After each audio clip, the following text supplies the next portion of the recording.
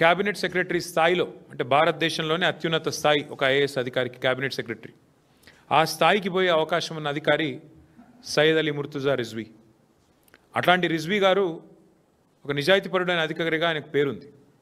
అట్లాంటి రిజ్వీ గారు కూడా ఈరోజు దాదాపు 10 ఏళ్ల సర్వీస్ ఉండగానే వాలంటరీ రిటైర్మెంట్ తీసుకునే స్థాయికి వచ్చింది. దౌర్జన్యాలు, దుర్మార్గాలు, అరాచకాలు అంటే ఎంత దరిద్రంగా ఈ ప్రభుత్వం నడుస్తున్నదో, ఎంత నికృష్టంగా ఈ ప్రభుత్వంలోని మంత్రులు, ముఖ్యమంత్రి యొక్క వైఖరి ఉందో దాన్ని బట్టే చెప్పొచ్చు.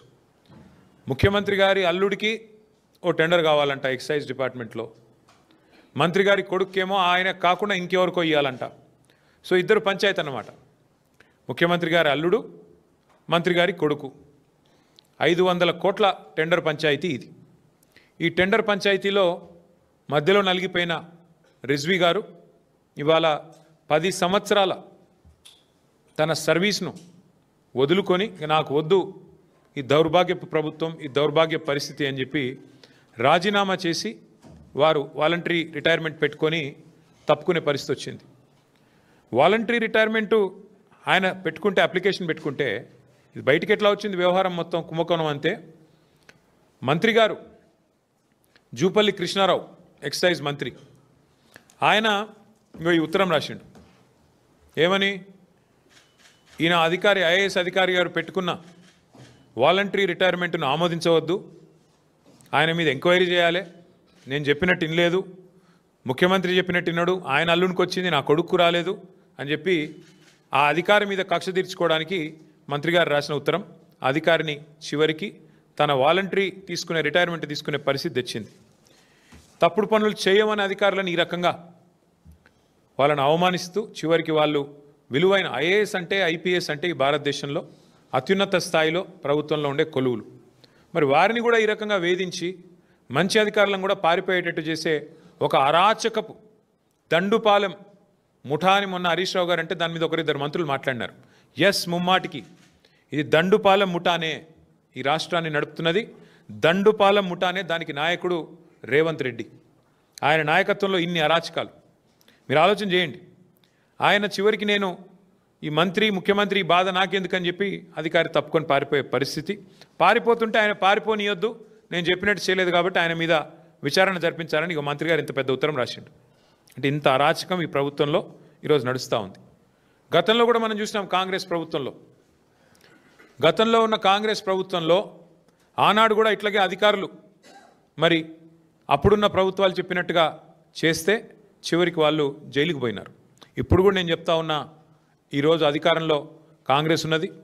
ఈరోజు అధికారంలో ఉన్న కాంగ్రెస్ పార్టీ ఇష్టం వచ్చినట్టు ఏదైతే వ్యవహారాలు చేస్తున్నదో నేను అధికారులకు అపీల్ చేస్తూ ఉన్నా, అధికారులకు విజ్ఞప్తి చేస్తూ ఉన్నా.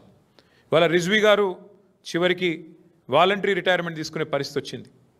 మీరు రేవంత్ రెడ్డో లేకపోతే ఇంకో మంత్రో వాళ్ళు చేసే అరాచకాలకు వత్తాసు పలికితే, వాళ్ళు చేసే అన్యాయాలకు మీరు అండగా నిలిస్తే తప్పకుండా మీకు కూడా శిక్ష తప్పదు, దయచేసి జాగ్రత్తగా ఉండండి అని చెప్పి అధికారులకు నేను విజ్ఞప్తి చేస్తూ ఉన్నా.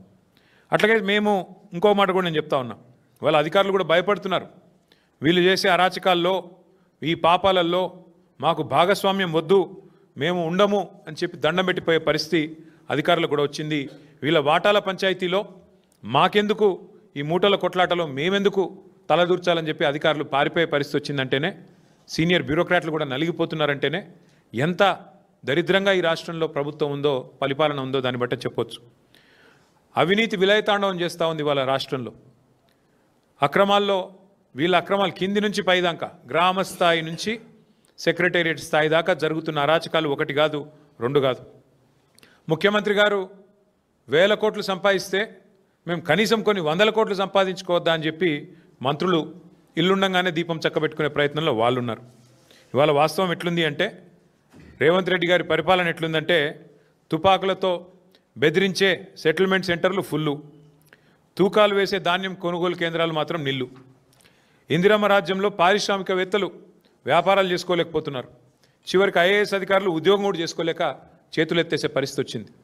ఇది ఇందిరమ్మ రాజ్యం కాదు. ఒక్క మాటలో చెప్పాలంటే ఇది ఒక మాఫియా రాజ్యం. వీళ్ళు నడుపుతున్నది సర్కార్ కాదు, సర్కసు. ఇక్కడ నడుస్తున్నది ఒక మాఫియా రాజ్యం. 4 పాదాలతో అరాచకత్వం, అవినీతి, విశృంఖలంగా విజృంభిస్తున్న పరిస్థితి ఇవాళ రాష్ట్రంలో ఉన్నది. ఎంత విచిత్రం అంటే ఓపెన్గా చెప్తుంది మంత్రి గారి కుమార్తె, ఎవరో ఆషామాషి వ్యక్తి కాదు, మంత్రి గారి కుమార్తె స్వయంగా. మా ఇంటి మీదకి పోలీసు వాళ్ళని రేవంత్ రెడ్డి పంపిండు, మా ఇంట్లో ఉన్న మా ఓఎస్డీని అరెస్ట్ చేయడానికి ప్రయత్నం చేస్తున్నాడు, ఎట్లా చేస్తారు నేను చూస్తా అని చెప్పి వారు ఆనాడు ఓపెన్గా ఎట్లా అరెస్ట్ చేస్తారు నేను చూస్తానని చెప్పి మంత్రి గారి కుమార్తె హుంకరిస్తే, మంత్రి గారు ఆ ఓఎస్డీ గారిని కారులో పెట్టుకొని తుర్రుమంటే అక్కడ ముందున్న పోలీసు వాళ్ళు చేతులు కట్టుకొని రక్షణగా నిలబడే పరిస్థితి, దుస్థితి తప్ప ఇవాళ ఈ రాష్ట్రంలో ఎంత అరాచకంగా ఉందో పరిస్థితి దాన్ని బట్టి చెప్పొచ్చు.